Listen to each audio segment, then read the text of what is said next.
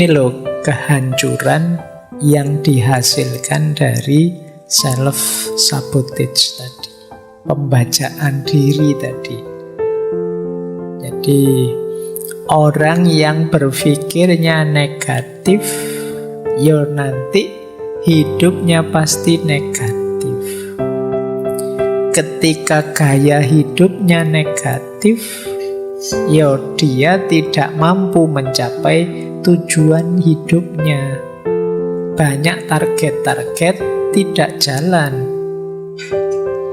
Ketika target-target tidak jalan, dia merasa jatuh namanya, rusak reputasinya. Dia merasa kecil, merasa tidak bernilai.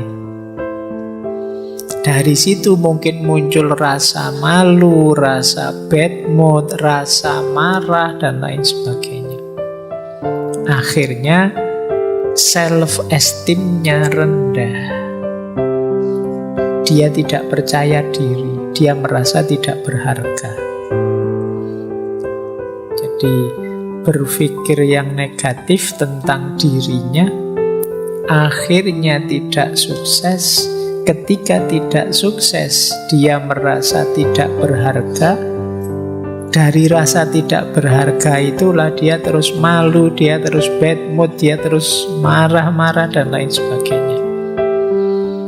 Dan puncaknya merasa bersalah, stres, depresi, frustasi. Jadi yang rusak akhirnya diri kita sendiri. Jadi ini rute kebencian terhadap diri itu ya efeknya besar. Maka teman-teman ya tadi sih sebenarnya cuma sederhana. Misalnya menunda-nunda saja, males-malesan saja, melupakan ini, melupakan itu, atau merasa tidak mampu dan lain sebagainya. Tapi efeknya ternyata besar untuk konstruksi hidup kita. Kan tadi bahkan sampai ya depresi, frustasi puncaknya. Mungkin yang level tidak terlalu dalam bisa rasa malu. Atau seandainya tidak malu ya bad mood. Atau jadi agresif, kerjaannya marah-marah terus, sensitif. Temennya ngomong apa, dia tanggapannya apa.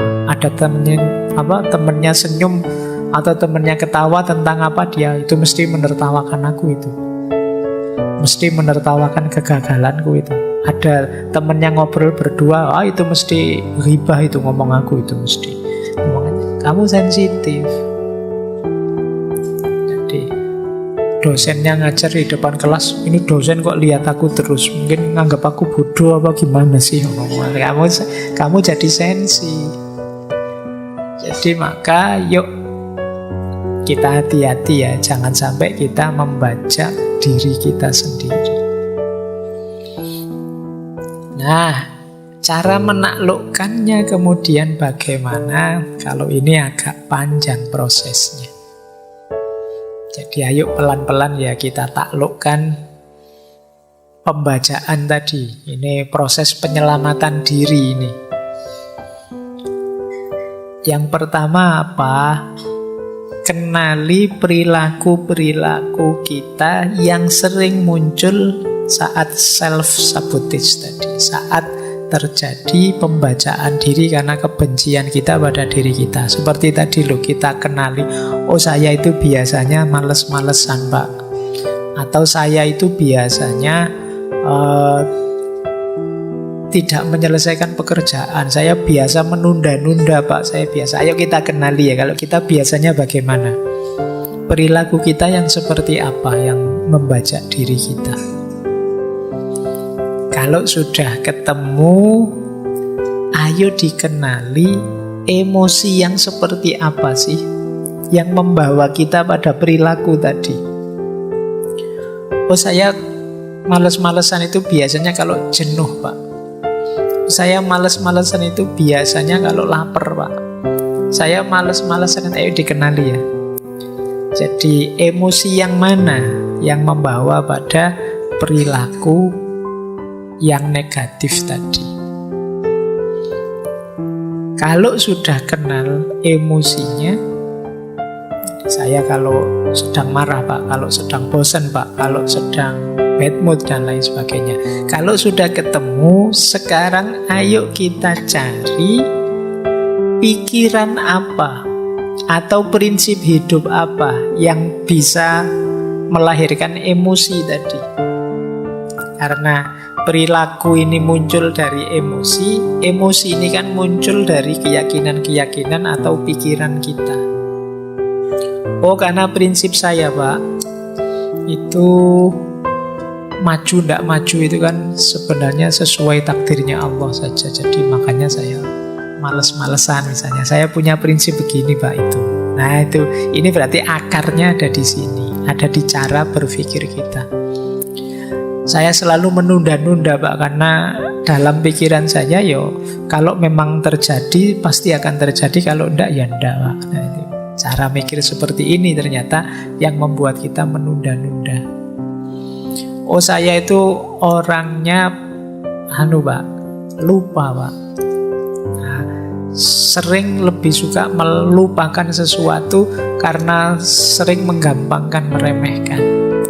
Kenapa kok bisa begitu? Oh, ternyata akarnya adalah karena bagi saya Pak, yang penting dan nomor satu adalah akhirat saja Pak. Kalau dunia itu tidak penting misalnya. Oh, cara berpikir ini yang jadi akarnya.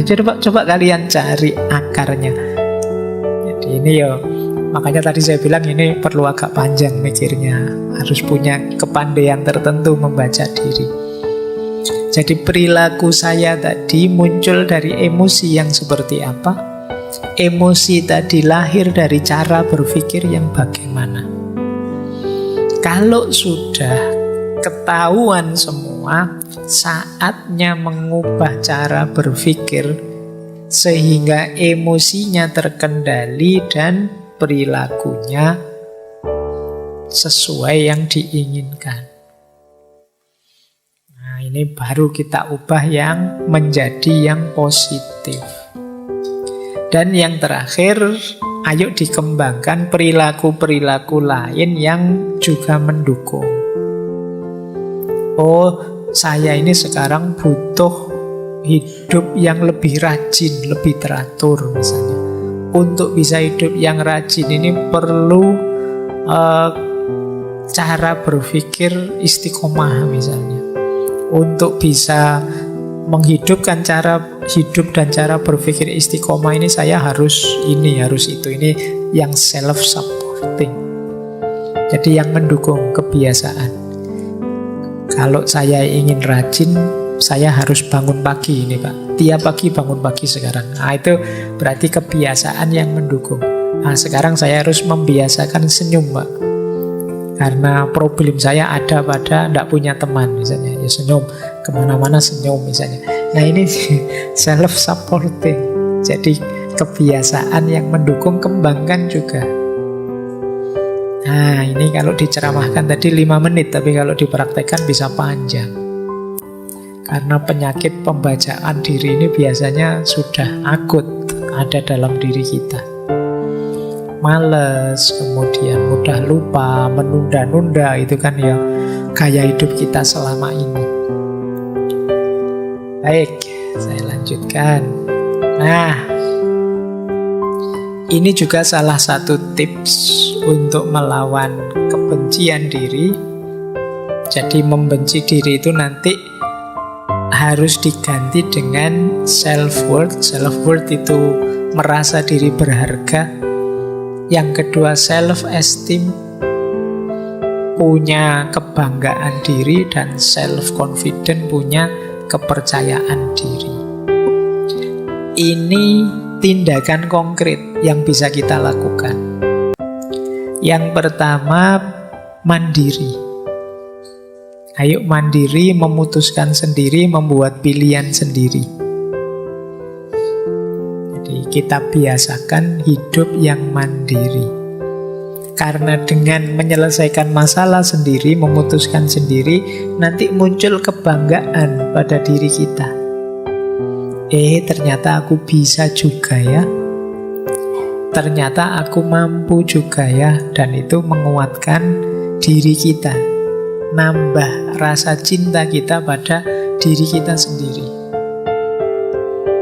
Yang kedua, jangan enggan untuk menerima tanggung jawab.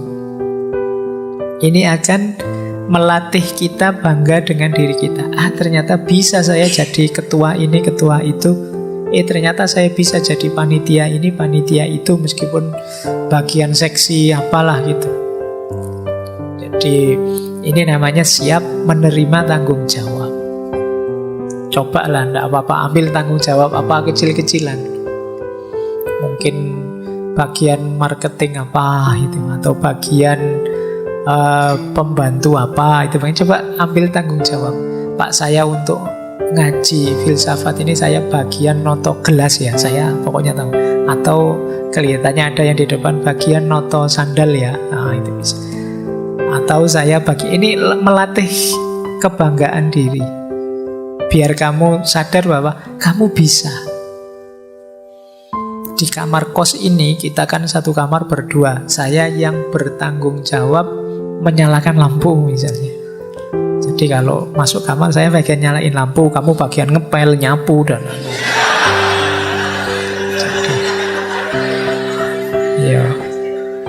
ya sampai naik dhewe golek sing enak. Jadi ini namanya melatih diri. Ini melahirkan rasa bangga, merasa berharga. Saya itu orang, meskipun saya biasa-biasa gini Pak, saya itu cukup bernilai loh Pak. Prestasimu apa? Loh, saya itu bertahun-tahun bagian nyalain lampu di kamar itu.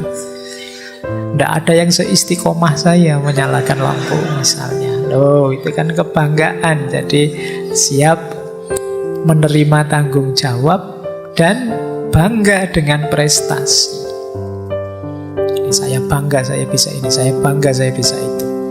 Kemudian suka dengan tantangan baru. Nambah tantangan, kita bisa menaklukkan, kita tambah bangga dengan diri kita. Kemudian bisa tertawa, bisa nangis, mau teriak kalau memang jengkel, dan kalau memang ingin sayang, ya bilang sayang. Kalau memang itu spontan saja, tidak usah terlalu. Ini melatih kepekaan diri. Orang itu yang benci dirinya, orang minder itu mau tertawa saja mikir, saya mau ketawa ini lucu banget ini, tapi jangan-jangan temanku tersinggung, atau jangan-jangan tidak situ ketawa. Mau nangis juga begitu, wah nanti tidak dianggap jantan saya nangis, tidak jadi nangis. Tidak, ekspresikan saja. Kalau terharu ya nangis, nonton sepak bola sambil nangis-nangis, atau kalau tidak apa-apa mungkin jagomu kalah, atau pas apalah gitu main, tidak apa-apa. Tunjukkan ekspresi dirimu. Kalau kegulan ya sedih, kalau menang ya seneng, biasa saja, dinikmati saja. Tidak usah terlalu banyak mikir, spontan saja. Nah itu membahagiakanmu. Jadi jiwamu longgar. Mau teriak-teriak saja, meskipun jangan tengah malam. Sepi-sepi kamu nanti dicari tetanggamu. Ini ketawa-ketawa saja. Ya meskipun jangan lama-lama, jangan sendirian, jangan tengah malam, jangan nanti kamu diangkut ke RSJ sama tetanggamu. Jadi hidup yang nyaman, yang enak, kamu bisa menikmati.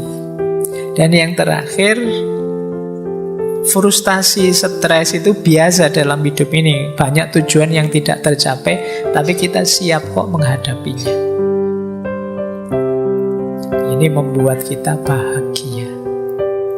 Jadi, akhirnya kita merasa, oh ya meskipun aku ini orang biasa, tapi aku punya nilai, aku punya harga diri, aku percaya diri untuk menghadapi hidup.